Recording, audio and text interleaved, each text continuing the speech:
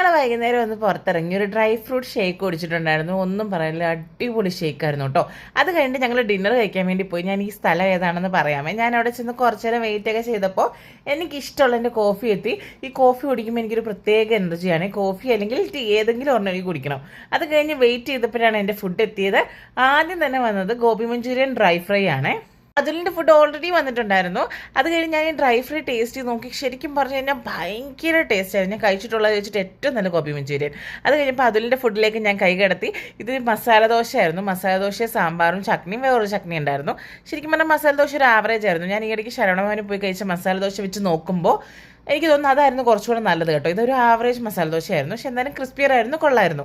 അത് കഴിഞ്ഞപ്പോഴത്തേക്ക് എൻ്റെ ഫുഡ് എത്തിയിട്ടുണ്ടായിരുന്നു. ഞാൻ ഓർഡർ ചെയ്തത് ജീര റൈസും പനീർ ബട്ടർ മസാലയായിരുന്നു. ശരിക്കും ഈ പനീർ ബട്ടർ മസാല ഒരു രക്ഷയില്ല, അടിപൊളിയായിരുന്നു. പിന്നെ അതിൻ്റെ കൂട്ടത്തിൽ ഞങ്ങൾ ചോല ഭട്ടൂര പറഞ്ഞിട്ടുണ്ടായിരുന്നു. അതിൽ ചോല കുഴപ്പമില്ലാന്നേ ഉള്ളൂ, പക്ഷെ ഭട്ടൂര ഒരു ആവറേജ്, വലിയ ടേസ്റ്റ് ഒന്നും ഉണ്ടായിരുന്നില്ല. ഇത് ഞങ്ങൾ കഴിച്ചത് റിയാദിൽ കൈലാഷ് പർവ്വതിയിൽ നിന്നായിരുന്നു.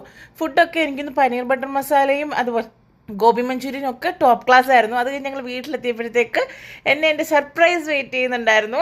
ശരിക്കും വാലന്റൈൻസ് ഡേ ആയല്ലോ 12 മണി കഴിഞ്ഞപ്പോൾ. അതിലെനിക്കൊരു സർപ്രൈസ് വെച്ചിട്ടുണ്ടായിരുന്നു. ഞങ്ങൾ കേക്കൊക്കെ കട്ട് ചെയ്ത് ഗിഫ്റ്റൊക്കെ തന്ന് എനിക്ക് ഇഷ്ടമുള്ള ഫ്ലവറൊക്കെ തന്ന് എനിക്ക് ഒരുപാട് സന്തോഷമുള്ളൊരു ദിവസമായിരുന്നു ഇത്.